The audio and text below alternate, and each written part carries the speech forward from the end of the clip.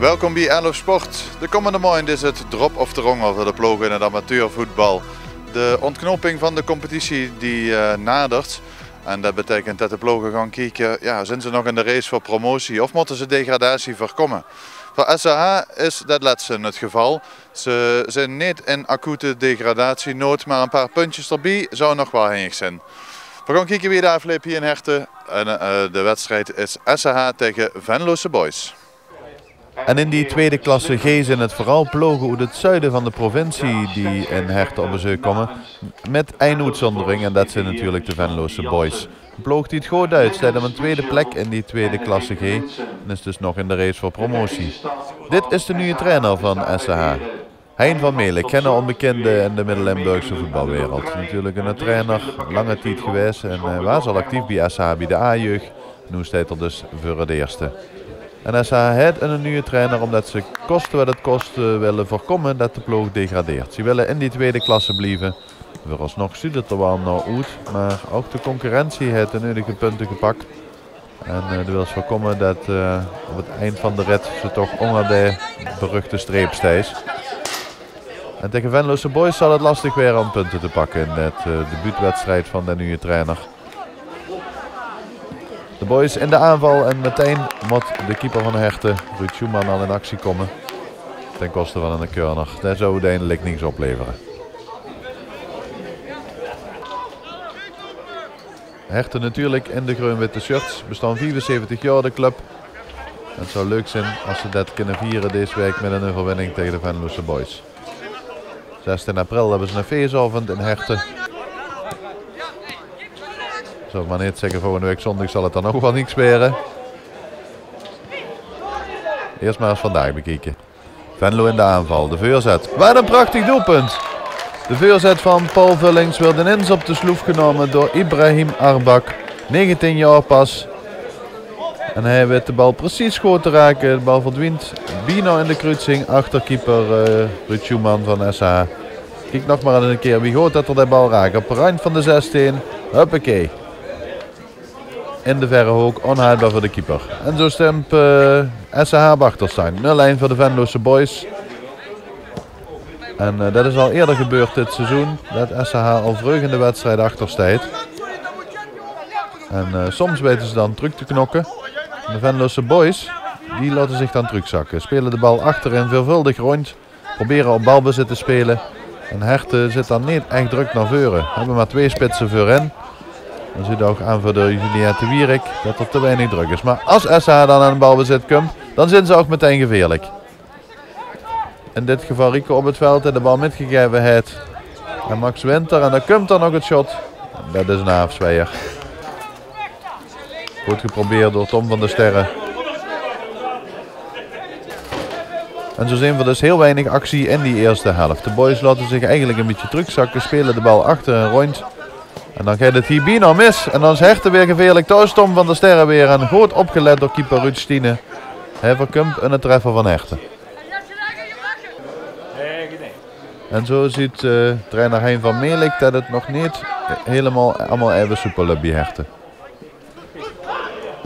Een afstandsshot, dat gaat over. Opnieuw een poging van Tom van der Sterren. Maar dit is een beetje een probleem bij Herten. Heel keurig voetbal, soms ook zelfs beter dan de tegenstander. Maar de doelpunten die vallen maar niet. En dus is er overleg nodig tussen Hein van Melick en de aanvoerder Juliette Wierik. En Herten zal dan gaandeweg in de wedstrijd ook het meer risico gaan nemen. Gewoon gaat aanvallende voetballen. Maar dan wil ze natuurlijk voorkomen tegen een dikke nederlaag op te lopen. Een overtreding, en dat liep nog een geel kaart. Jawel, die komt er ook. Voor Max Winter. De vrije trap. In eerste instantie weggekupt. Vindt toch nog opgenomen weer en dit is een afzweier. En zo zien we dus dat de Venlose Boys de wedstrijd controleren. Herten niet bij machten is om gaat terug te doen. Deze wedstrijd zou dus eindigen in een 0-1 overwinning voor de Venlose Boys.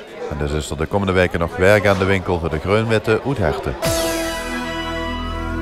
In de tweede helft gaan we over naar Zwamen toe. En Zwamen speelde de derby tegen Ruiver. 2 vierde klassers en misschien voor deze wedstrijd nog belangrijker 2 buurdorpen natuurlijk. Zwamen tegen Ruiver. Mooi affiche. Ruiver en de oranje shirts was in de eerste helft op voorsprong gekomen. Ze staan met 0-1 voor. Als we kijken naar beelden uit de tweede helft. En dan zijn we opnieuw Ruiver in de aanval. Diepe bal. Aangenomen, ja dan moet er op een gegeven moment wel het shot komen natuurlijk. Daar komt er dan ook en dat is de redding. En in tweede instantie weer de redding, maar nog steeds niet gedaan. En een scrimmage voor de goal.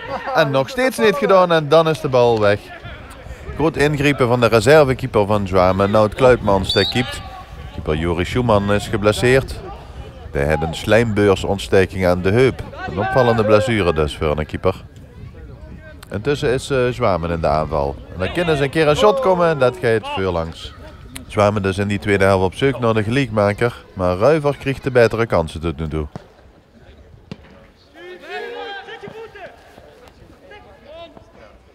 Goed doorzetten van Zegers en het shot, dat gaat voorlangs.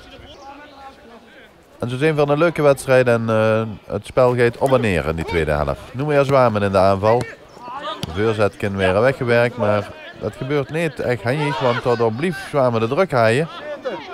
Op de rand van de 16 het shot en de redding.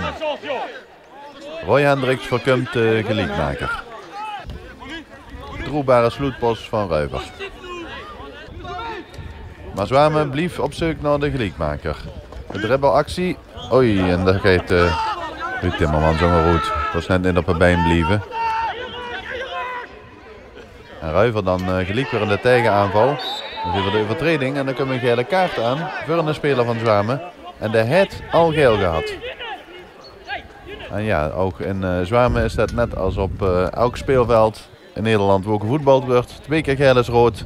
En dus moet Zwamen in de slotfase met 10 man verder. In ieder geval zomaar Chico Gerards. Ruiver wisselt dan ook. Ruud Zegers naar de kant. En George Verkoelen komt erin. En er zouden nog meer wissels volgen in die tweede helft. Dit is ook een overtreding en een vrije trap voor Zwamen. In die vierde klasse C staat alles heel dun bijeen. En elke overwinning telt nu in die slotfase van het seizoen. Komt de bal hoog voor. En er gebeurt van alles. Alle spelers overeind buitelen in de 16 en de scheidsrechter heeft gefloten. Voor een penalty voor Zwamen, jawel. De bal gaat op de stip. Die Ruiver zijn ze daar verbaasd over. Maar blijkbaar heeft een verdediger of de keeper van Ruiver gaat fout gegaan. Kijk in de herhaling. Ja, hier moet dat dan gebeurd zijn.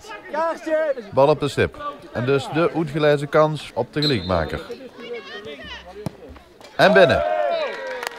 De treffer komt op naam van Koen Verkooyen. En het is de gelijkmaker. En dan kan het dus weer alle kanten op. Maar Ruiver speelt natuurlijk nog altijd met een man meer. En dus kunnen er kansen komen. Misschien via inval op Pim Rijnen. Rijnen gaat ongeroet, maar dan maken ze zich die Zwamen kwaad over. Dat is een zwalme, zeggen ze. En een penalty was dit zeker niet. En bij Zwamen realiseren ze zich dan dat een puntje misschien wel het hoogst haalbare is deze wedstrijd. Met 10 man tegen Ruiver. Brengen ze nog maar het verdedigers in. En Ruiver gaat in de aanval. En groot ingreep is dit van Kluitmans. De reservekeeper van Zwamen. Dat tot nu toe ene keer de bal hoe het net mocht halen in die eerste helft. Ruiver zit druk.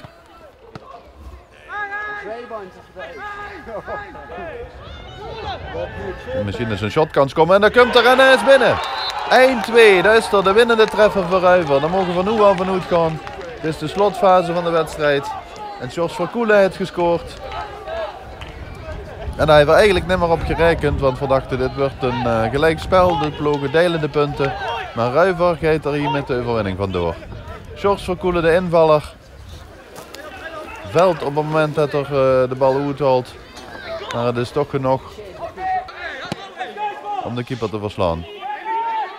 Dan wordt het dan nog erger. Geen boetespel gegeven. Dit is een kenske. Dan komt de keeper. En dan is het toch een prooi voor de keeper van Zwamen. Dat is goed gewerkt heeft, maar zonder punten de wedstrijd maar eindigen. Ruiver wint. Een hele belangrijke zege op een directe concurrent.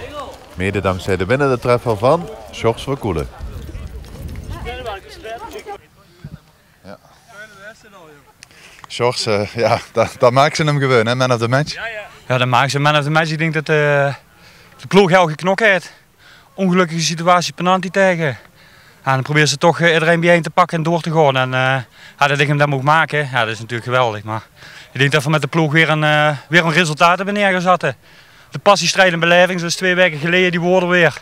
En we kunnen door zichzelf aanrekenen dat we weer 3 puntjes hebben. Ik denk ook verdiend. Denk ik ook wel. Wie belangrijk is deze overwinning op dit moment voor u? Ja, super belangrijk. We staan natuurlijk wel een aantal verliespuntjes hebben voor. Waar in onze regionen daarvoor zitten. Ja, en als ze dan 3 puntjes pakken met een directe concurrent. Ja, dat is heerlijk, man. Dat is genieten. Je hebt ook heel veel energie, denk ik, op dit moment. Ja, absoluut. En als we terugkijken naar de 2 vorige weken al. Ook heel veel energie uit gehaald. Ook 4 puntjes gepakt uit 2 wedstrijden. Hey, dat er vandaag 3 bier komen is fantastisch, man. Ik zou zeggen, geniet ervan. Ja, dankjewel.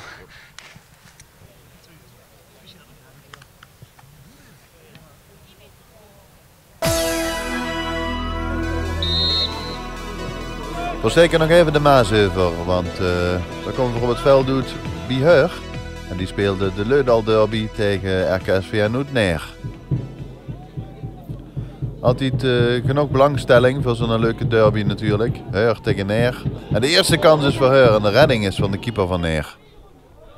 Neer en de oranje shirts gewoon in de aanval. En de corner genomen. Welke truc liggen en het shot van Haafstein, dat gaat er zomaar in.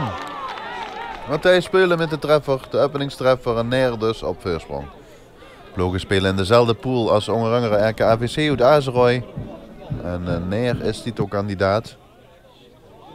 En in deze wedstrijd blijkt maar weer eens waarom. Dan komt opnieuw de kans aan Paul Willems. De keeper van Heer er niet goed bij. En dan is het gewoon 2-0 na 20 minuten spelen. En dan zal Heur uit een angerveetje moeten tappen om nog terug te komen in deze wedstrijd. Beeld doet de tweede helft. En we zien de keeper van Neer met een hele verre uittrap. De bal stuiterde een keer en daar staat Paul Willems.